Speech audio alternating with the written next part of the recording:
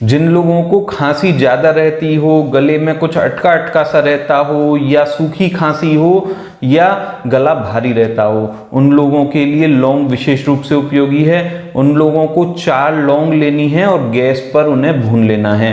Gas पर हल्का सा उन्हें जलाकर भून लेना है। उन्हें भूनने के बाद उसका पाउडर करके उसको शहद के साथ प्रयोग करना है, और शहद के साथ आप इसका प्रयोग दिन में 1 बार करेंगे। इस प्रकार आप लौंग का भूनकर शहद के साथ प्रयोग करते हैं तो आपके गले में जो अटका हुआ कफ होता है वह बाहर निकल जाता है, खांसी में आपको आराम मिलने लगता है, और जो गले का भारीपन होता है वह भी धीरे धीरे कम होने लगता है। तो दोस्तों, जानकारी उपयोगी लगी हो तो चैनल सब्सक्राइब कीजिए।